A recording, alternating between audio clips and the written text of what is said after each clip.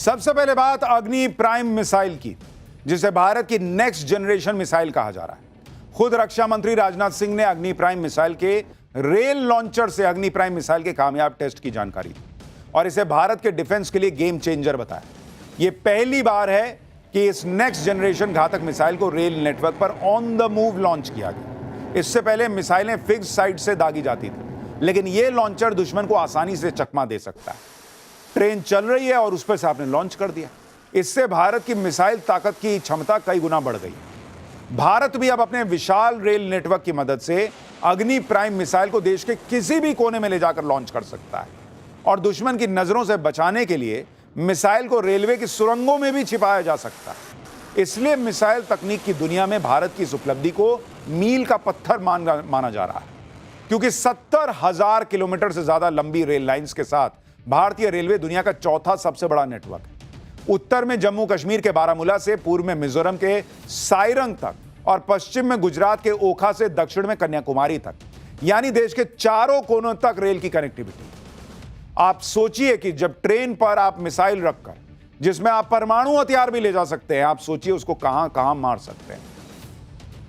चलती ट्रेन से missile launch की जिस मॉडर्न तकनीक का टेस्ट किया गया, उसे भारतीय सेना के लिए गेम चेंजर क्यों कहा जा रहा है, यह भी बताता हूं। इसकी खासियत देखिए। पहली खासियत, कैनिस्टराइज्ड लॉन्च सिस्टम। इसमें मिसाइल को एक मजबूत कैनिस्टर यानी कंटेनर में रखा जाता है। मिसाइल को इस कैनिस्टर से ही बिना किसी खास तैयारी के कुछ ही मिनटों के अंदर लॉन्च किया जा सकता है। यह कैनिस्टर मिसाइल को पर्यावरण से होने वाले नुकसान जैसे बारिश, धूल से बचाता है और लंबे समय तक सुरक्षित रखता है। दूसरी खासियत, ट्रेन बेस्ड मोबाइल लॉन्चर। इस मिसाइल को खास तौर पर डिजाइन किया गया है। रेल लॉन्चर से इसे दागा जा सकता है और बिना किसी खास तैयारी के ट्रेन के जरिए कहीं भी भेज सकते हैं कि जाओ उधर मार के आ जाओ। इससे दुश्मन के लिए अनुमान लगाना मुश्किल होगा कि मिसाइल कहां तैनात की गई है, क्योंकि भैया ये कहीं भी पहुंच जाता है। तीसरी खासियत, रेंज और सटीक निशाना। अग्नि प्राइम की रेंज जो है वो 2000 किलोमीटर है, मतलब भारत के कई शहरों से इसे पाकिस्तान के किसी भी कोने पर गिराया जा सकता है। यह मिसाइल कम विजिबिलिटी यानी धुंध या रात के अंधेरे में भी सटीक निशाना लगा सकती है और एक बार लॉन्च होने के बाद इसके टारगेट को भी अपडेट किया जा सकता है। चौथी खासियत, अग्नि प्राइम मिसाइल में MIRV यानी multiple independently targetable re entry vehicle technology का इस्तेमाल किया गया है। इस टेक्नोलॉजी से लैस मिसाइल की खासियत यह होती है कि यह 3 से 4 परमाणु हथियार एक साथ दाग सकती है और हर परमाणु हथियार अलग अलग टारगेट को एक साथ निशाना बना सकते हैं ये लोग मिलकर। यानी ट्रेन पर मिसाइल बैठेगी, उसका टिकट भी कंफर्म नहीं कराना है, कोई RSC का झंझट नहीं, उसको फुल कंफर्म सीट मिलती है।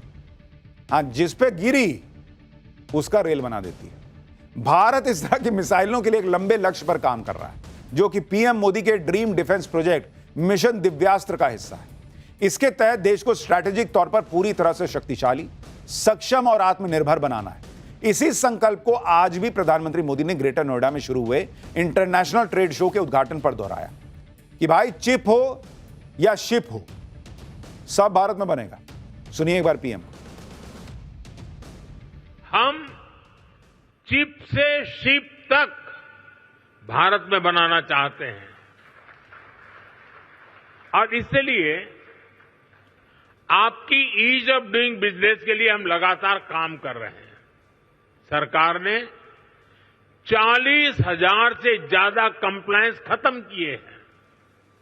व्यापार कारोबार में होने वाली जिन छोटी छोटी गलतियों पर आपके खिलाफ केस होता था, ऐसे सैकड़ों नियम उनको सरकार ने डीक्रिमिनलाइज कर चुकी है।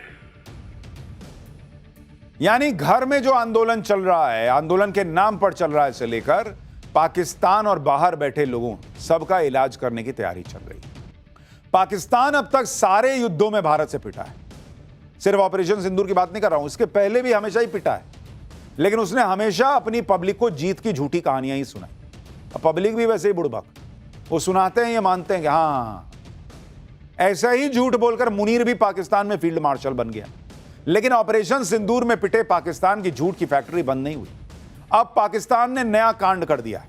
ऑपरेशन सिंदूर पर पाकिस्तान ने फेक न्यूज की जो फैक्ट्री शुरू की थी, उससे अब नया माल ताजा ताजा बाहर आया है और इसका शिकार पाकिस्तान के स्कूलों में पढ़ने वाले बच्चे बनाए जा रहे हैं।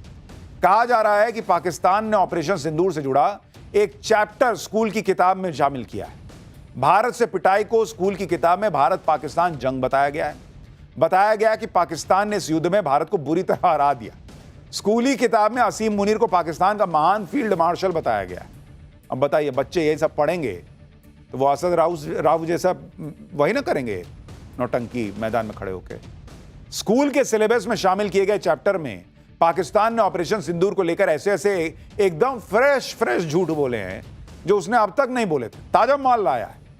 ऐसे ऐसे दावे किए गए हैं कि खुद पाकिस्तानी भी सुनकर शॉक्ड हैं। अरे बॉस, ये तो हमको भी नहीं पता था, ये कहां से पढ़ा रहे हो। यहां तक कि किताब में सीज फायर को लेकर एक ऐसा दावा किया गया है जिसे ट्रंप भी पढ़ लेंगे तो असीम मुनीर का कॉलर पकड़ लेंगे कि क्या पढ़ा रहे हो जी। सब आपको आज बताऊंगा। पाकिस्तान में स्कूल की किताब में असीम मुनीर के फर्जी जीत के दावों पर पाकिस्तान में क्या चल रहा है यह भी दिखाऊंगा। भारत के ऑपरेशन सिंदूर से बिलबिलाता असीम मुनीर पूरी दुनिया में अपनी झूठ की दुकान खोले बैठा है। अब उसने पाकिस्तान की आने वाली पीढ़ी को भी गुमराह करने के लिए स्कूली किताबों में झूठी जीत का चैप्टर ऐड करा दिया, जिसकी हेडिंग है पाकिस्तान इंडिया वॉर ऑफ 2025। यह चैप्टर किस क्लास की बुक में शामिल किया गया ये तो पता नहीं, लेकिन इस चैप्टर में ऐसे ऐसे झूठ बोले गए हैं कि सुनकर आपकी हंसी निकल आई। पहला झूठ जो बच्चों को पढ़ाया जा रहा है कि पाकिस्तानी एयरफोर्स ने भारतीय सेना के 26 ठिकानों पर अटैक करके उन्हें तबाह कर दिया। 26 ठिकानों। दूसरा झूठ, पाकिस्तान ने भारतीय सेना के कई फाइटर जेट मार गिराए, जिसमें 4 राफेल भी शामिल थे। तीसरा झूठ, पाकिस्तान ने भारतीय सेना का इतना नुकसान कर दिया कि उसे शांति की भीख मांगनी पड़ गई। चौथा झूठ, अमेरिका के प्रेसिडेंट डोनाल्ड ट्रंप ने बार बार गुहार लगाई, तब जाकर पाकिस्तान सीज फायर के लिए राजी हुआ। बताइए, ट्रंप पढ़ लेंगे, मुनीर को बाहर बैठा देंगे, गेट के बाहर, नीचे बैठ, बिरयानी खाने आया है। कह रहा है कि ट्रंप एकदम हाथ जोड़ रहे थे, तब पाकिस्तान में लगे चलो तुम इतना करते हो तो कर लेता हूं। मतलब झूठ की भी कोई सीमा नहीं है इन लोगों की। अपना महिमा मंडन करने के लिए मुनीर इतना गिर गया कि वो ऐसी कहानियां बनवा रहा है, कोई सिर पैर नहीं। आप देखिए कि ऑपरेशन सिंदूर में पाकिस्तान को भारतीय सेना ने कितनी बुरी तरह पीटा, इसकी गवाही पूरी दुनिया देती रही। भारत की ब्रह्मोस मिसाइलों से पाकिस्तान फौज के ठिकानों और आतंकी अड्डों को तबाह होते हुए पूरी दुनिया ने देखा भाई। खुद शहबाज शरीफ ने कबूल किया था कि असीम मुनीर भारत पर अटैक की प्लानिंग बनाता ही रह गया और भारत पहले ही ब्रह्मोस मिसाइलों से पाकिस्तानी फौज के अड्डों को फोड़कर चला गया। सुनिए, उस भाई पाकिस्तान का प्राइम मिनिस्टर बोला है भाई। अब बताइए, खुद शहबाज शरीफ बता रहा भाई कि हम कुछ करते उससे पहले भारत फोड़ के चला गया। अब बताइए मुनीर क्या पढ़वा रहा बच्चों को। एक होता है तथ्यों को तोड़ मरोड़ कर पेश करना, लेकिन पाकिस्तान की स्कूल बुक में ऐसा जबरदस्त झूठ गढ़ दिया गया जिसका तथ्यों से कोई लेना देना नहीं है, रिश्ता ही नहीं है। पाकिस्तान की स्कूली किताब में झूठा दावा किया गया है कि भारत ने गलत तरीके से पाकिस्तान को कश्मीर के पहलगाम हमले का जिम्मेदार ठहराया, जबकि खुद लश्कर तैयबा के कमांडर सैफुल्लाह ने खुलेआम कबूल किया था कि वो पहलगाम अटैक का मास्टरमाइंड है। पाकिस्तान की स्कूली किताब में झूठा दावा किया गया है कि पाकिस्तान ने भारत के सिर्फ मिलिट्री ठिकानों को निशाना बनाया था। हकीकत यह है कि पाकिस्तान ने भारत के अमृतसर, जम्मू, श्रीनगर और अन्य जगहों पर ड्रोन अटैक करने की कोशिश की थी, जिनमें कई सिविल इलाके थे, लेकिन एक भी ड्रोन अटैक भारत ने कामयाब होने नहीं दिया। पाकिस्तान की स्कूली किताब में झूठा दावा किया गया है कि पाकिस्तान ने 10 मई की रात को ऑपरेशन बनियान उन महसूस किया और भारतीय सेना के कई अड्डे बर्बाद कर दिए, जबकि हकीकत यह है कि पाकिस्तान ने भारतीय सेना के एक भी अड्डे पर हमले का सबूत आज तक नहीं दिया, जबकि भारत ने उसके मुरीद के नूर खान, रफीकी, सरगोदा, चकलाला और रहीम यार खान हवाई अड्डों पर तबाही की सैटेलाइट तस्वीरें तक दिखाई थी। पाकिस्तान की स्कूली किताब में एक ऐसा दावा किया गया है कि ट्रंप की भी हंसी छूट जाए या फिर वो मुनीर की उठक बैठक करवा दे। किताब में लिखा गया है कि भारी नुकसान के बाद भारत ने ट्रंप के जरिए पाकिस्तान के सामने सीज फायर की गुहार लगाई, जबकि खुद पाकिस्तान के मंत्री और नेता कबूल कर चुके हैं कि मोदी तो सीज फायर के लिए राजी भी नहीं थे। खुद पाकिस्तानियों को पता है कि ऑपरेशन सिंदूर में भारत ने पाकिस्तान को कितना धोया, लेकिन असीम मुनीर को लग रहा है कि वो अपनी पिटाई को छिपा लेगा और स्कूली बच्चों को झूठी कहानियां सुनाकर बरगला लेगा।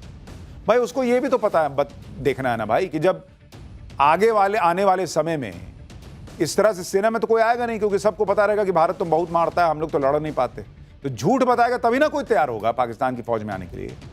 झूठ के चैप्टर में पाकिस्तान ने यह सच छुपा लिया कि भारत ने पाकिस्तान में आतंकी अड्डे तबाह कर दिए।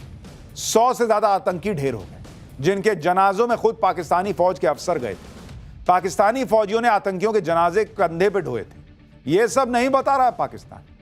अच्छा, कह रहा कि भारत में 26 जगह हमने जो है वो मारा। 26 जगह मारे तो बच्चे तो क्रिकेट देखते होंगे, वो पूछेंगे वो जो रऊफ था वो 6-0 क्या दिखा रहा था जब 26 जगह मारे थे? 6 के आगे गिनती नहीं आती क्या उसको? लेकिन क्या है, झूठ बोलना है, जितना फेंकना है फेंको। और अब पाठशाला की वीकेंड क्लास का नेक्स्ट चैप्टर। बॉस, प्रधानमंत्री नरेंद्र मोदी फाइटर जेट की लाइन लगाने वाले हैं। 4th जनरेशन से लेकर 5th जनरेशन और स्टील्थ कैटेगरी के लड़ाकू विमान हिंदुस्तान के आसमान में गर्जना करते दिखाई देंगे। और ऐसा भी नहीं कि इसके लिए हमारी सेना को बहुत लंबा इंतजार करना पड़ेगा।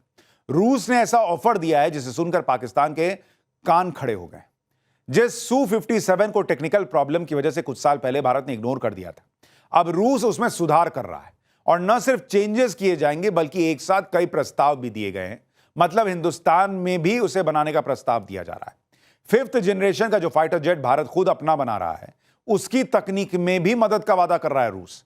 और भी बहुत सारे फायदे रूस की तरफ से गिनाए और बताए जा रहे हैं। मोदी और पुतिन की केमिस्ट्री तो हर कोई जानता है। क्या पता मुनीर और शहबाज के साथ बड़ा खेला हो जाए। अब सवाल है कि क्या भारत सिर्फ फाइटर जेट तक रहेगा सीमित? तो भाई साहब, ऐसा लगता नहीं। मिसाइल, वॉरशिप और भी बहुत कुछ ऐसा है जिसे मोदी ने डिफेंस डायरी में नोट कर लिया है। पूरी खबर देखिए। रूस भारत का पुराना पार्टनर है और जब से ट्रंप ने टैरिफ वाला एपिसोड स्टार्ट किया उसके बाद से भारत और रूस की केमिस्ट्री के चर्चे फिर से प्राइम आर की तरह है। रूस से अतिरिक्त S-400 को लेकर बातचीत चल रही है और इसी के जरिए वो हिंदुस्तान को एयर डोमिनेंस के फायदे गिना रहा है। इसी साल के आखिर में रूसी राष्ट्रपति व्लादिमीर पुतिन भारत आ सकते हैं और बहुत संभव है उससे पहले Su-57 से जुड़ी सारी औपचारिकताएं पूरी कर ली जाएं। अगर सब कुछ सही रहा तो भारत और रूस अगले कुछ महीने में डिफेंस सेक्टर के लिहाज से बहुत ऐतिहासिक मुहर लगाने जा रहे हैं, ये मान के चलो। For more of such videos, do like, share and subscribe to ET Now Swadesh.